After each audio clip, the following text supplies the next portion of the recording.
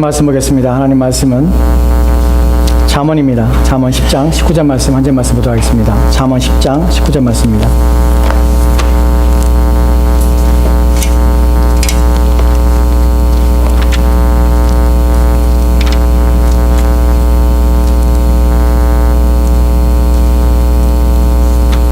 잠언 10장 19절 말씀입니다.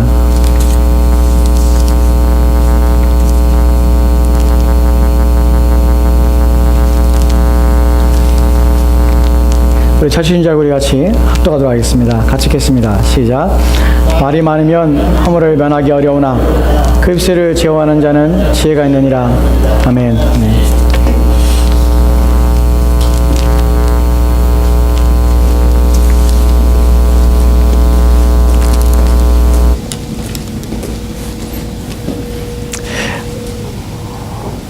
오늘 말에 대해서 오늘 좀 살펴보려고 합니다.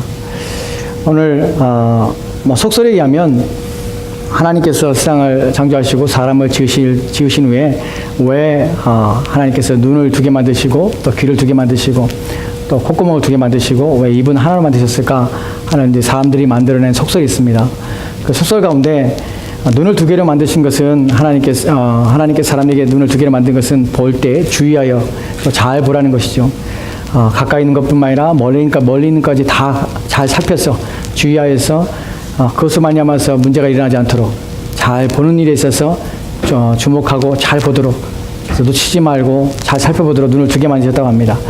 또 귀를 두 개 만든 것은 듣는 일에 있어서 소홀하지 말고 놓치는 것이 없이 잘 듣도록 작은 소리건 큰 소리건 주의하여 들어야 할 것들을 들으라고 또 많이 들으라고 귀를 두 개 만드셨다고 합니다.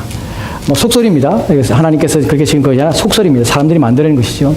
콧구멍을 두 개 만든 것은 한쪽이 막히면 한쪽으로 숨을 쉬고 숨을 잘 쉬라고 그래서 두 개를 만드셨다고 합니다. 그럼 왜 입을 하나로 만들었을까? 사람들이 그렇게 말하죠. 하나로 입을 만드신 것은 한 번 입을 때에서 여러 말 하지 말고 한 번 입을 때에서 두세 마리 말하는 게 아니라 한 번 입을 때에서 한 말밖에 말을 하지 못하게 하나로 주셨는데 말을 적게 하라는 것입니다. 그래서 말을 좀 많이 하지 말라. 그래서 입을 하나로 만졌다고 사람들이 속설로 말을 합니다. 사람들이 흔히 말하는 것이 이런 말이 성경에 없지만 모든 사람이 동의를 하는 이유는 무엇이냐면 말을 많이 하는 것이 결코 유익하지 못하다는 것을 우리는 알고 있습니다. 말이 만들어내는 문제가 많다는 것이죠. 그래서 조심해야 된다 하는 것을 누누이 듣게 되는 것입니다. 한국에서 주차 문제로 많은 사람들이 싸움이 일어나고 다툼이 일어나는 것을 우리 종종 신문 지상을 통해서 듣게 됩니다. 한국의 주차난이 심각하다 보니까 어쩔 수 없이 급한 일 때문에 남의 집 대문 앞이나 또는 아파트에 들어가서 남의 집에 방문할 때에 차들이 꽉 차 있어서 될 데가 없어서 차를 어쩔 수 없이 다른 사람의 차 앞에다가 주차하는 경우가 있습니다. 그 주차 예절이 있습니다. 주차할 때는 두 가지 예절인데 하나는 무엇이냐면 하나는 절대로 사이드 브레이크를 잡아놓지 말라는 것이에요. 그리고 파킹라지에다가 스틱을 갖다가 파킹에 놓는 것이 아니라 드라이브웨이에 나와서 차가 밀릴 수 있도록 만드는 것이 첫 번째 예절이랍니다. 왜냐하면 적어도 밀고라도 나가야 되니까. 근데 만약에 사이드 브레이크를 잡아놓고 그 다음에 드라이버에 놓는다면 기어를 드라이버에 놓는다면 차가 움직이지 않으니까 더 이상 어떻게 할 수가 없는 것이에요. 또 하나 중요한 에티켓은 그 창문 앞에다가 거기다가 전화번호를 적어놓는다는 것입니다. 죄송합니다. 전화 주시면 신속하게 날려와 차를 빼겠습니다. 전화 주십시오. 정말 죄송합니다라는 글씨를 써놓으면 그러면 이제 필요한 사람이 급한 사람이 전화를 해서 그 사람 나오게 해서 차를 빼게 되는 것이에요. 그때 전화기를 옆에 들고 있어야죠. 어느 때 이제 나갈 수 있도록 준비하기 위해서. 그것이 주차 예절이라고 합니다. 근데 그게 잘 안 되는가 봐요. 그러니까 그렇게 써놓는다고 해서 그렇게 한다고 해서 그것이 모두가 다 호응하거나 좋아하는 것은 아닌 것 같습니다. 그래서 주차 때문에 사람들이 실갱이를 하는 경우들이 있습니다. 전화를 거는 사람에게서는 급하게 차를 빼달라고 전화를 하면서 신경질을 부리죠. 짜증이 나고 왜 여기다 주차했습니까? 전화를 받자마자 대뜸 왜 여기다 주차를 하고 왜 이렇게 나로 하여금 힘들게 하고 빨리 나와서 차를 옮기라고 나 지금 급하겠는데 당신 때문에 가야 될 일을 못하고 있다고 빨리 나오라고 재촉합니다. 전화를 끊어야 나오지요. 전화를 붙들고서 계속 이제 자기의 감정을 막 풀어내는 것입니다. 전화를 받는 사람이 만에 받을 때에 받자마자 정말 죄송합니다. 빨리 나가겠습니다. 지금 달려가겠습니다. 하고는 막 나온다면 괜찮을 텐데 또 그런 공격적인 표현 속에서 이 사람도 기분이 좋을 리가 없죠. 나가면 될 거 아니야. 내가 거기다 영원히 차를 대놓을 것 같아? 지금 나간다고 소리 지지 마. 당신이 뭐야? 하면서 인격적인 싸움을 벌여지는 것이에요. 얼굴을 이제 그 화난 상태에서 만나서 서로가 그 감정을 폭발하고 그래서 한 사람은 결국에는 살인자가 되고 한 사람은 죽게 됩니다. 그런 일도 있습니다. 아파트에 층간 소음도 한국에서는 참 많이 문제가 되지요. 제 동생이 아파트에 이사 갔는데 좀 위층의 아파트를 얻게 되었습니다. 아이들이 둘인데 첫날 이사를 가자마자 아래층에 내려갔다 합니다. 과일을 준비해서 내려가서 문을 초인종을 누르고 위층에 이사 왔습니다. 아이들이 둘인데 아이들이 혹시 떠들거나 이렇게 뛰어서 혹시 층간소음 때문에 아래층에 불편을 드릴까 봐 먼저 인사를 드립니다. 정말 죄송합니다. 앞으로 그런 일 있어도 좀 양해를 부탁드립니다. 그리고 시끄러우면 언제든지 올라오셔서 말씀하시면 저희가 주의를 시키겠습니다. 잘 아이를 가르칠 테니까 양해해 주십시오. 라고 말하자 그 아래층의 사람이 아유 뭐 괜찮습니다. 아이들인데 뭐 어쩔 수 없지요. 그러면서 하시는 말씀이 그래도 9시 이후에는 아이들이 좀 조용히 시켰으면 좋겠습니다. 그리고 이제 웃는 얼굴로 올라왔다고 그래요. 그리고 이제 가끔 때가 되면 내려가서 계속해서 무엇인가 음식을 갖다 주기도 한답니다. 이렇게 좋은 관계를 유지하고 있다고 그래요. 그러나 그렇지 못한 경우도 있습니다. 아무런 관계도 없고 아무런 얘기도 없다가 갑자기 밖에서 초인종을 막 심하게 누르는 소리가 들립니다. 문 열자마자 버럭 화를 내지요. 애들을 좀 조용히 시켜야 될 거 아니에요. 당신만 살아요. 시끄러워 잠 못 자겠잖아. 그래서 막 한마디를 더 하죠. 애들을 갖다가 어떻게 교육시키래. 집안이 이렇게 몰상식 할 수 있냐고 막 대듭니다. 그리고 막 소리를 지르지요.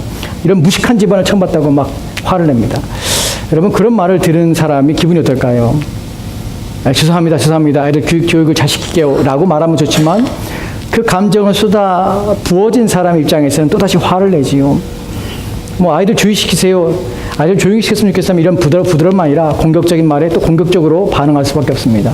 그래서 쏘아붙이죠. 뭐 몰상식하다고요? 아이를 자녀 교육을 잘못시켰다고요? 그래서 화를 냅니다. 그 집안이 뭐 이런 집안이 있나 그런 뭐 집안 얘기를 꺼내니까 또 화를 냅니다. 그 싸움이 붙지요. 그래서 나중에는 갈 때까지 가는 것이 그래서 한 사람은 살인자가 되고 한 사람은 죽게 됩니다. 이런 일이 신문지상에 종종 올라오게 됩니다. 무엇 때문입니까? 우리가 말에 대해서 너무나 조심성이 없다는 것이죠. 우리가 말을 함부로 한다는 것이죠. 성경에서 말에 대한 주의를 줍니다. 오늘 우리가 읽은 본문에서도 말에 대한 주의를 줍니다. 오늘 성경에서 말에 대한 주의는 어떤 것이냐, 이 말을 어떻게 하라는 것이냐, 그 부분에서 우리가 성경에서 주는 교훈을 오늘 받고자 합니다. 오늘 우리가 읽은 본문은 잠언 10장 29절 말씀입니다. 같이 읽겠습니다. 시작. 말이 많으면 허물을 면하기 어려우나 그 입술을 제어하는 자는 지혜가 있느니라. 아멘, 아멘. 말이 많으면 허물을 면하기 어렵다고 합니다. 본문에서 말이 많으면 허물을 면하기 어렵다는데 허물이란 말은 그냥 가벼운 것은 아니에요. 본문에서 허물이라는 단어는 사실은 죄를 가리킵니다. 범죄한다는 것이에요. 말이 많으면 죄를 짓는다라는 것이에요.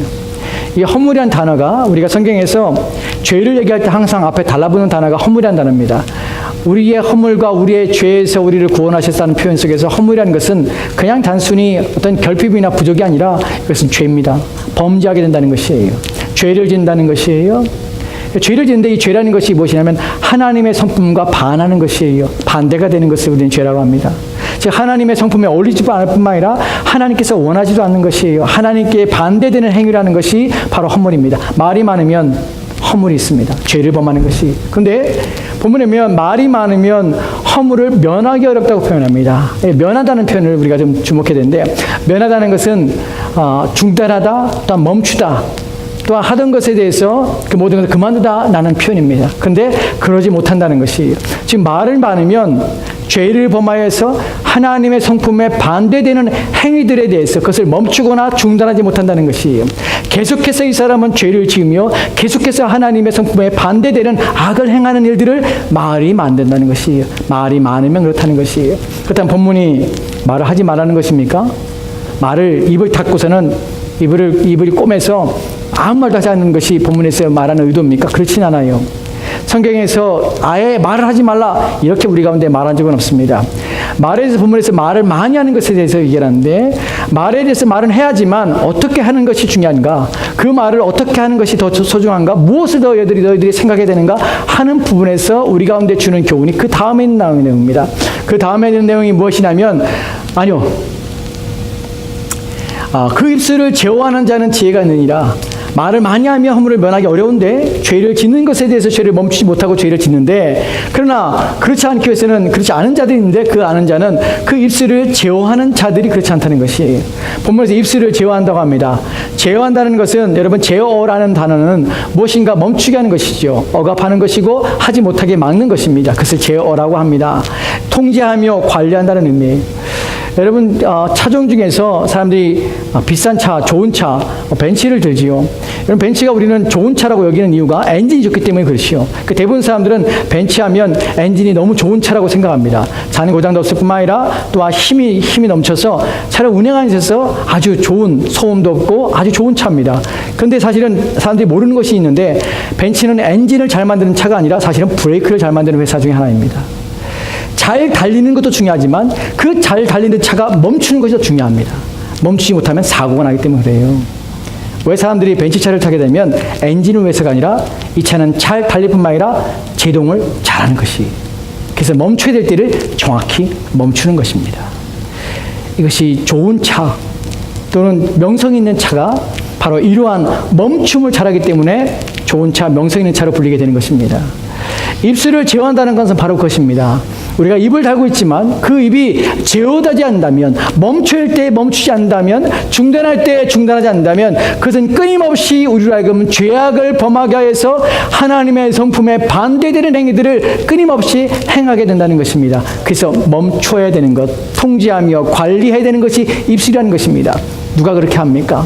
입술을 제어하는 자가 본문에 보면 지혜로운 자니라, 지혜가 있느니라 라고 합니다.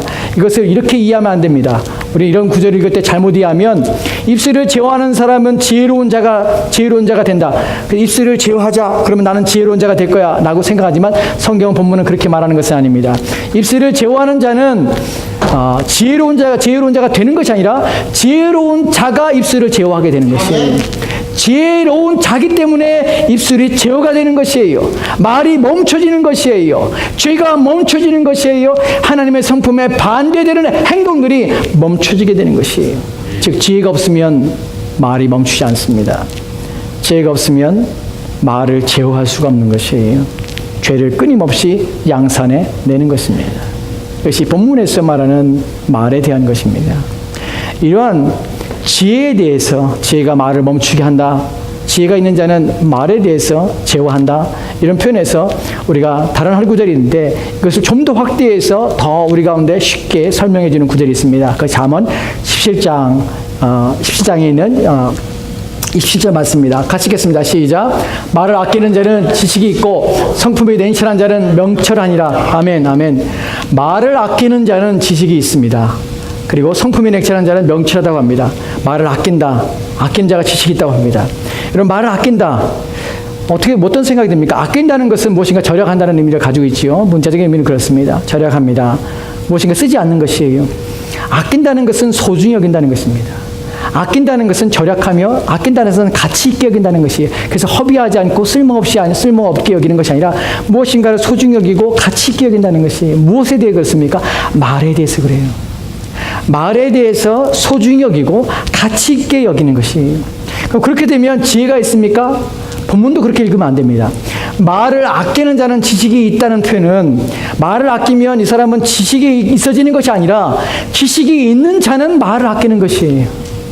지식이 있어야 말이 아껴지는 것이에요. 말을 가치 있게 사용하는 것이에요.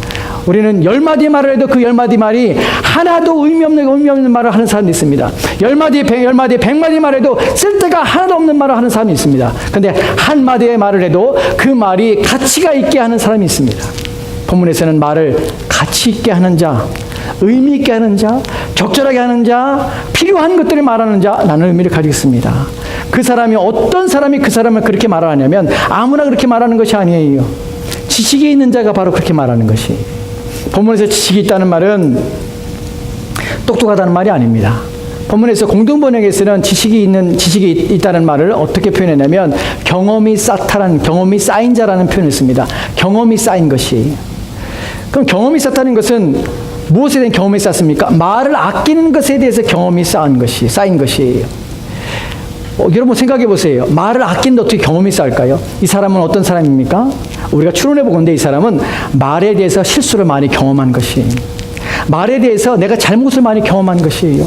말을 했더니 그것이 되려 화살로 내게 돌아온 적이 경험했어요. 그것이 잘못된 것을 경험한 것이에요.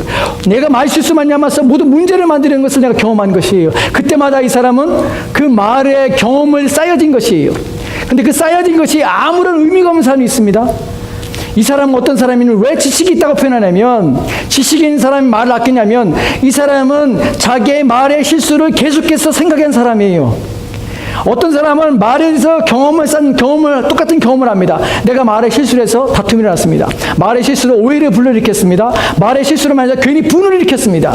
관계가 틀어지고 또한 사람들 간의 이해가 문제가 되고 그래서 어떤 싸움들이 나고 다툼이 일어났습니다. 그때마다 내가 왜 이 말을 했을까? 내가 말을 하지 말아야지. 내가 이 말을 해서 내가 이런 고통을 당하는구나. 그런 경험들이 쌓여서 그 경험들을 가지고 이 사람은 어떤 생각이냐면 내가 그러면 안 되겠다는 생각하게 된 것이에요.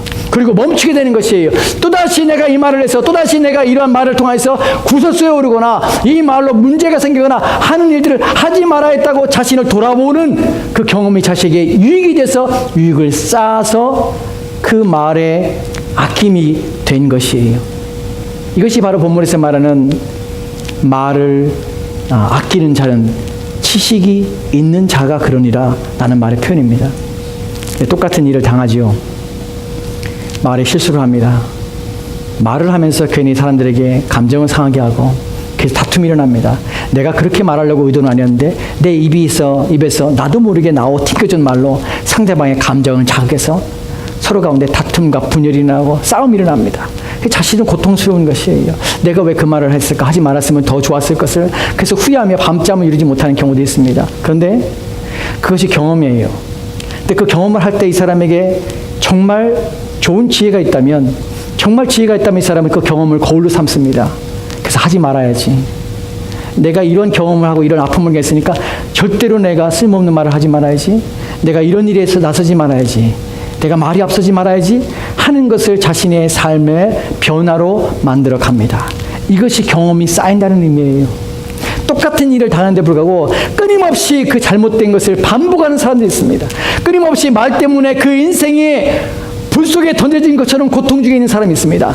어떻게 회복할 수 없는 가운데 빠져버린 경험도 있습니다. 모든 관계들이 이제 끝나버렸고 어떻게 할 수 없는 손을 댈 수 없는 그런 지경에 이르게 되는 경우도 있습니다. 근데 이 사람에게서는 끊임없이 그 일이 반복적으로 일어나는 일이 무엇입니까? 지식이었기 때문에 그래요. 그 경험을 지혜로 삼아서 자신의 삶을 바꾸는 일을 행하지 않기 때문에 이 사람은 끊임없이 말의 실수 속에서 말의 고통 속에서 끊임없이 자기의 인생을 불태우는 것입니다. 본문에서는 그러지 말라는 것입니다. 지식이 있어야 된다는 것이 경험을 지혜를 통해서 그것을 삶을 바꾸고 말미암아서 말을 제어하는 입술을 제어하는 능력들을 가져야 한다는 것입니다. 또 이 사람에 대해서 또 하나 더 뒤에 표현하는 것이 무엇이냐면 성품이 냉철한 자는 명철하니라. 말과 지금 성품과는 별로 차이가 없는 것처럼 보이지만 이것은 같은 동일한 입의 말에 대해서 지금 표현하고 있는 것입니다. 성품이 냉철한 자는 말은 그냥 입에서 나오는 것이 아닙니다. 말은 어디서 나옵니까? 마음에서 나오지요. 마음에 드는 생각과 마음에 드는 사고들이 감정에 의해서 충동되어서 그것이 제어 없이 그것이 입으로 통해서 바깥으로 나오는 것입니다. 어떤 사람들은 말 실수하고 입을 때립니다. 여러분 입을 때린다고 말 안 합니까? 입을 때린다고 그런 말이 안 나옵니까? 입을 때려봤자 아무 소용없어요. 자기 입만 아프지. 어디가 다쳐야 됩니까? 어디가 바꿔야 됩니까? 마음이 바꿔야 되는 것입니다. 자기 마음이 바뀌지 않으니까 입은 그 마음의 통로일 뿐이에요. 도구일 뿐입니다. 본문에서 보면은 마음이 성품이 냉철한다는 표현에서는 그의 인격과 성품이 냉철하다는 것이에요. 본문에서 냉철하다는 것은 냉혹하다는 것이 아닙니다. 이 사람은 냉혈아니어서 아무런 감정이 없다는 말이 아니에요. 본문에서 냉철함이라는 것은 이 사람은 감정적이지 않다는 것이에요. 충동적이지 않다는 것이에요. 자극적이지 않아요. 순간적인 것에 매달려 이끌려 또한 그것에 충동되어서 말하는 사람이 아니에요.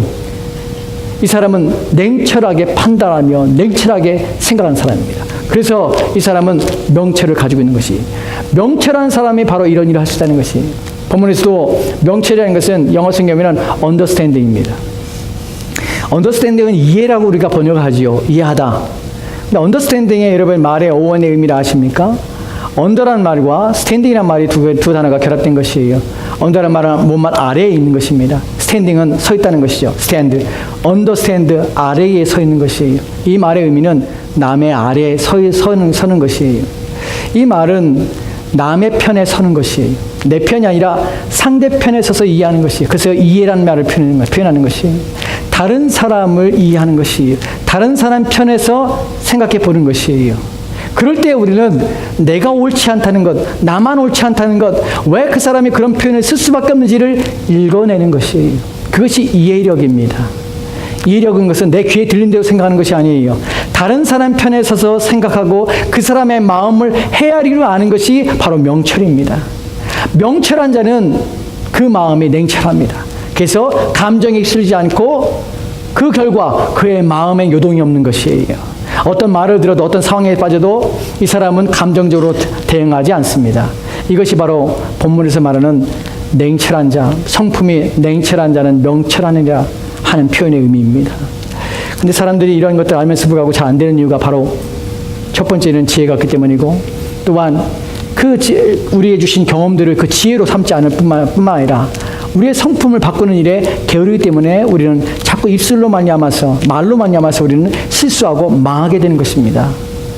또 하나 성경 구절을 하나 우리 살펴보는데, 이 구절에서는 말이 있어서 우리가 참지 못하는 이유가 또 하나 나옵니다. 왜 사람들은 자꾸 말에 실수가 많을까? 왜 하지 말할 말을 말을 할까? 그리고 왜 후회하는 말을 할까? 하는 부분에서 우리가 잠언 18장 8절 말씀에 이렇게 기록되어 있습니다. 같이 읽겠습니다. 시작.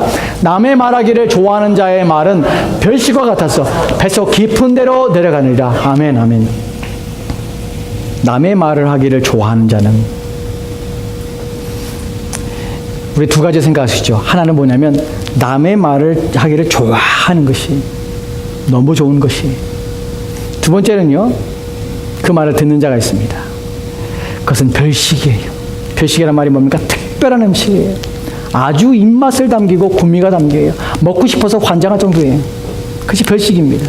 별식과 같아 어떻게 해요? 뱃속 깊은 데로 나갑니다. 그렇게 먹은 것은 설사하지 않습니다. 그렇게 먹은 것은 토해내지 않습니다. 뱃속 깊은 데로 나갑니다.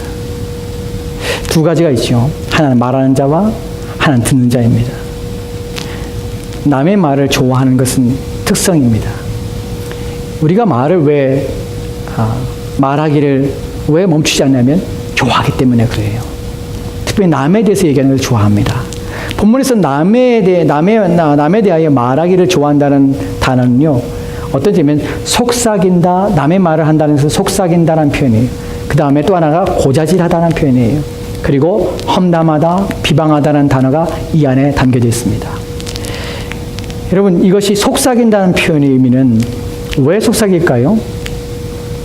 왜 속삭이냐면 이것을 큰 소리로 모든 사람이 듣게 얘기할 수는 없는 것이기 때문에 그래요.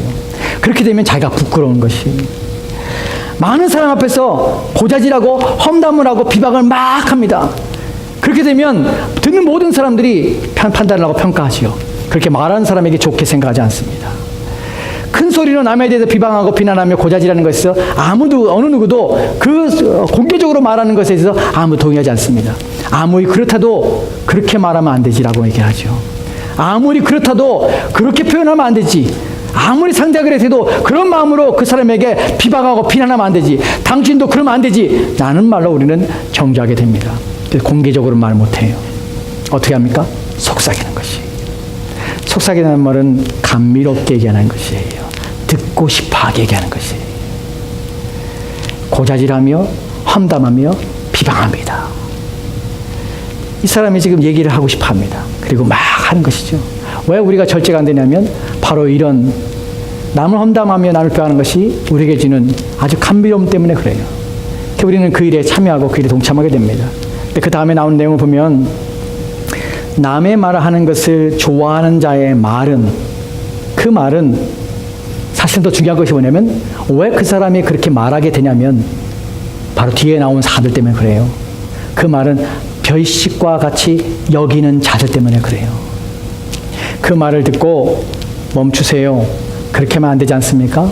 아무리 그렇다도 그렇게 감정적이지 않았으면 좋겠습니다. 아니면 그 얘기를 듣지 않으려 하고 그 자리를 피한다면 그 말을 하는 자가 무한해질 뿐만 아니라 그 말을 못하게 됩니다. 듣는 자들이 어떻게 되냐면 너무나 좋아하는 것이에요. 막 듣고 싶어서 안다라는 것이에요. 눈이 동그래져가지고서는 너무 재밌게 듣는 것이에요. 그리고 신나하는 것이에요. 별시각하기 때문에 이 말을 들으면서 듣는 자들이 너무나 좋아하기 때문에 말하기를 좋아하는 자들이 남의 말을 계속하는 것이에요. 이 구절은 사실은 말하기를 좋아하는 자가 문제가 아니라 이것을 별시각하기 같이 여기는 자들이 더 큰 문제라고 얘기하는 것입니다. 이것을 별시각 같이 여기서 특별한 음식을 여기는 것이, 맛있어 하는 것이, 아주 잘 먹습니다. 거부감 없이 받아들이는 것이 그냥 별시각 같이 여기는 것이 여기는다라고 표현만 하지 않고 뱃속 깊은 데까지 내려간다는 말을 여러분 기억하셔야 합니다. 우리는 그런 얘기 들을 때 나는 괜찮아. 나는 누가 다른 사람에 대해서 험담을 하고 비난하고 비방하고 독수를 한다고 할지라도 내가 그 자리에 있을지라도 나는 거기에 동참하지 않아. 나는 내 마음을 지킬 거야. 나는 그런 생각에 대해서 난 참여하지 않을 거야. 라고 말한다면 여러분 스스로 자신에 대해서 과대하는 것입니다. 그렇지 않습니다. 그걸 듣는 순간 우리는 그 사실에 대해서 오염됩니다. 왜 남의 말을 좋아하게 되냐면 그 말이 우리 가운데 주는 독소가 뭐냐면 우리가 그 말에 대해서 편견을 갖게 할 뿐만 아니라 또한 오해하게 되고요. 또 우리 가운데 그 말에 영향을 받아서 우리 또한 잘못된 시각으로 남에 대해서 정죄하며 또한 동일하게 비방과 비난에 참여할 수 있기 때문에 그렇습니다. 여러분들이 기회가 되시면 영화를 소개하는 건 아니지만 오만과 편견이라는 영화가 있습니다. 제가 보면서 너무 재미있어서 한 지금 3번을 본 것 같아요. 그 영화를. 오만과 편견이라는 영화가 있습니다. 오만과 편견이에요, 제목이. 거기는 두 주인공이 나옵니다. 여자와 남자죠. 여자는 몰락한 가문의 2번째 딸입니다. 그렇게 이쁘지 않지만 똑똑해요. 똑똑한데 오만해요. 그 남자를 다 까봅니다. 근데 남자가 하나 있습니다. 그 남자는 부유하며 상류층 남자예요. 영국의 부유층 귀족 가문입니다. 이 사람은 몰락한 귀족 가문이고 그래서 먹을 것이 없어요. 맨날 빌어먹어야 돼. 그런데도 하인 부리고 아주 고통스럽게 살아요. 그래서 어떻게 하면 딸들을 시집보내서 부자한테 시집보내서 어떻게 하면 그 덕을 보고 먹고 살까, 이것이 고민이에요. 이 집의 고민. 딸들을 그런 데 시집보내려고 아둥바둥해. 둘째 딸은 거기에 동의하지 않아요. 둘째 딸은 그런 데 시집가는 것을 아주 싫어해요. 그래서 오만합니다.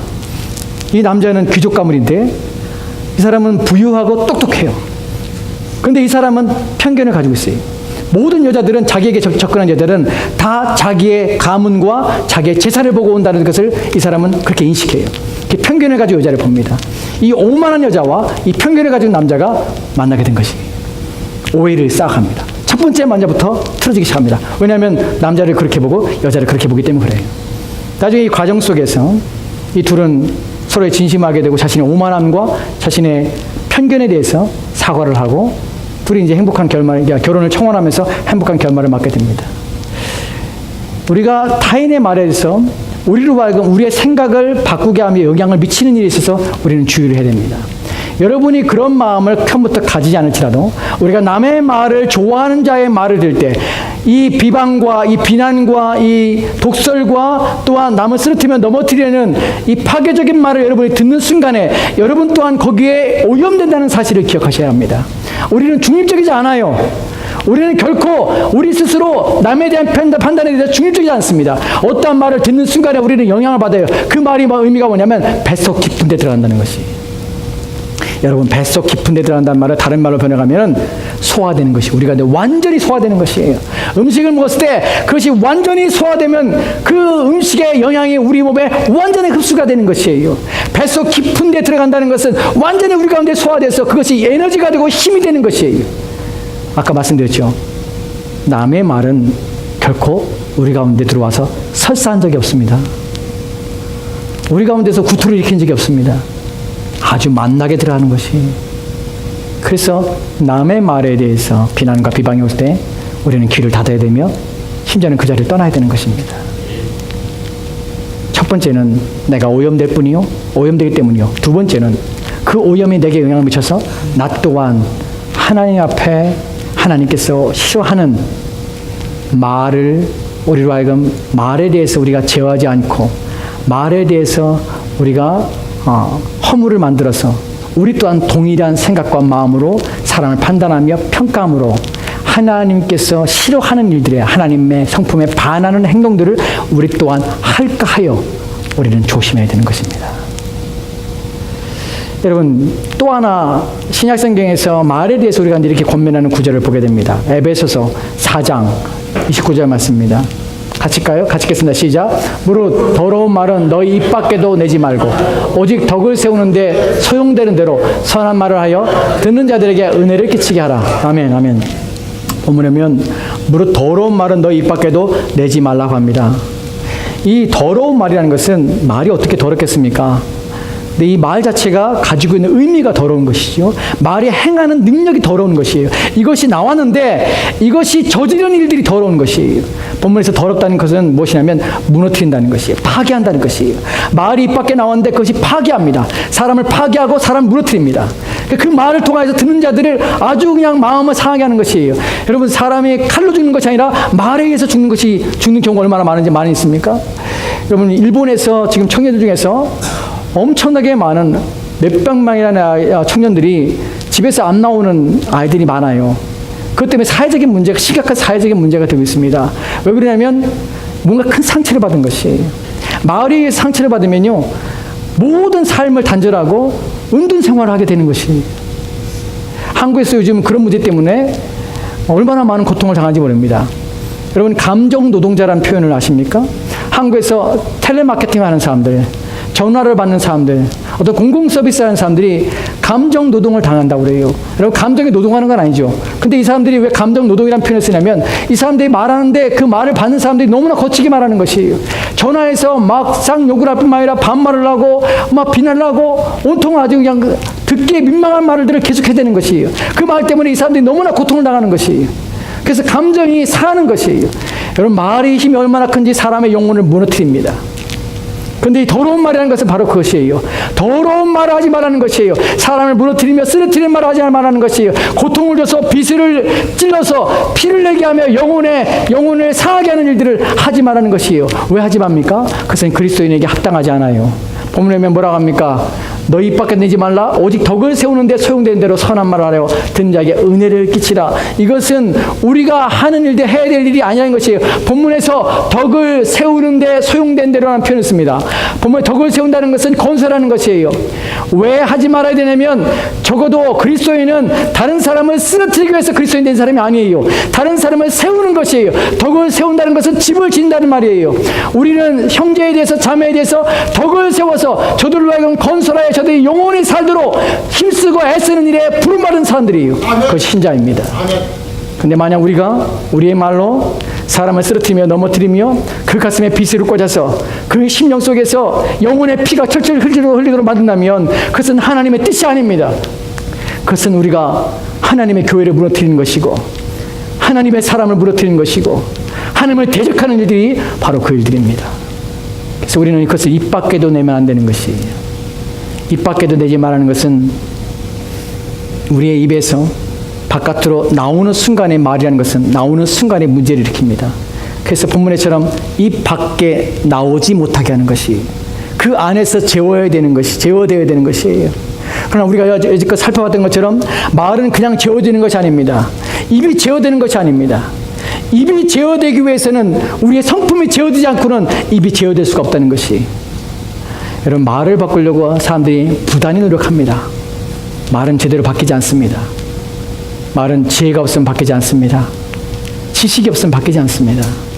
하나님께서 그의 성품을 바꾸지 않고 그의 인격을 바뀌지 않으면 절대로 말은 바뀌지 않습니다. 평상시에는 아무렇지 않다가도 어떤 일들이 발생하면 우리 안에서 우리 조절되지 않은 감정 때문에 우리는 하지 말아야 될 말 한마디로 말미암아 서로에게 상처가 되는 일들을 얼마나 많이 경험한지 모릅니다. 남편이 힘든 일을 마치고 집으로 돌아왔습니다. 문을 열고 집에 들어왔는데 아내가 피곤한 얼굴을 하고 남편에게 말합니다. 여보, 나 힘들어. 근데 아내가 힘든다는 말은 아내에게 어떤 일이 발생한 것이에요. 그날 전화를 받았든지 아니면 아이들의 문제든지 어떤 감당할 수 없는 일들을 당했어요. 그래서 너무 힘든 상황에서 위로받고 싶어서 여보 나 힘들어 나는 말로 남편의 가방을 받아주면서 말을 했습니다.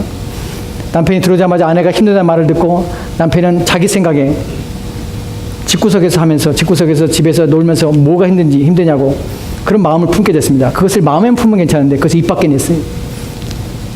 집에서 뭐 하는 게 있다고 살림이나 하면서 뭐가 있다고 나는 바깥에 나가서 하루 종일 상사도 눈치 보고 업무 애매해가지고 그거 하려고 얼마나 힘든지 알아? 뭐가 힘들어 당신이? 이 말을 내뱉었습니다. 아내는 지금 남편에게 불만을 표하는 것이 아니라 내가 지금 어떤 일이 있었고 내 마음이 힘들다는 것을 얘기하는 것이 비난도 아니고 그냥 얘기를 한 것이에요.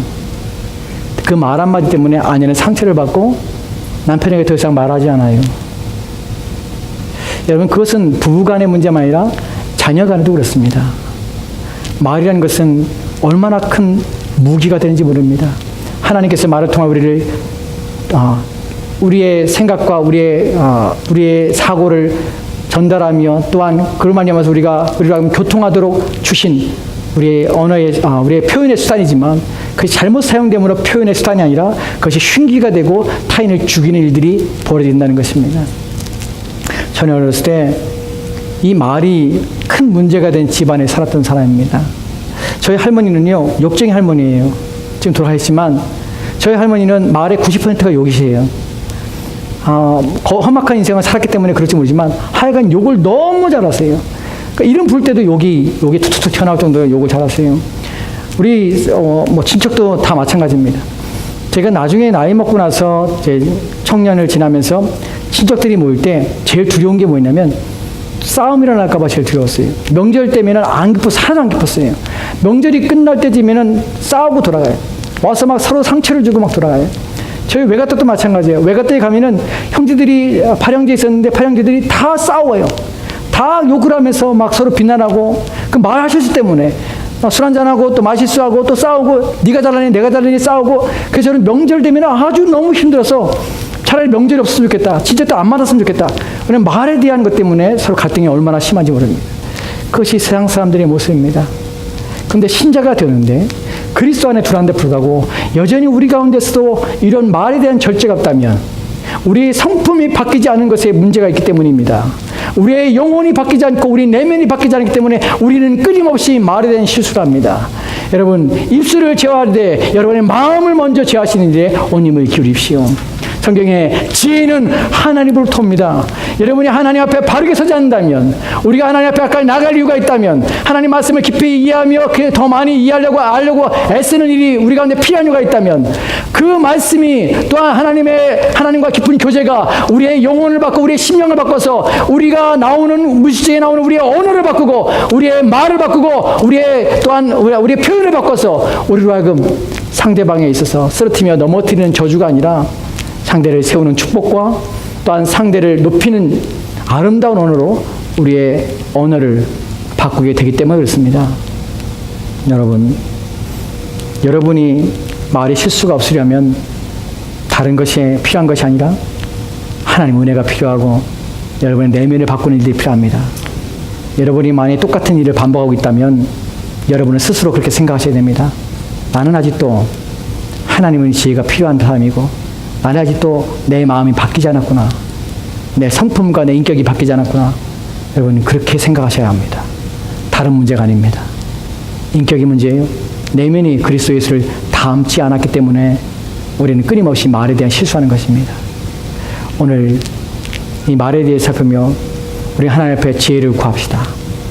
너희가 지혜가 필요하면 후히 주시고 꾸짖지 아니하시는 하나님께로 구하라는 주의 말씀을 기억하여 여러분 지혜를 구하십시오. 여러분 삶에서 더 이상 말로 말미암아서 실수가 일어나지 않도록 또 다른 고통 속에 또한 또 다른 관계의 어려움 속에 빠지지 않도록 주의하십시오. 그것이 성경에서 우리 가운데 말해주시는 경고입니다. 기도합시다. 주님, 오늘 우리가 주의 말씀을 통하여서 말에 대해서 말이 허물을 만들어내고 그 허물이 멈춰지지 않아서 그 말로 말미암아서 망가져 가고 말로 말미암아서 삶들이 어려워지고 인생이 어려워지고 또한 삶이 파괴되어지고 관계들이 틀어지는 것들을 봅니다. 주님, 우리의 입술을 지혜할 수 있도록 하나님 우리에게 지혜를 주시옵소서. 지혜 있는 자가 되게 하옵소서.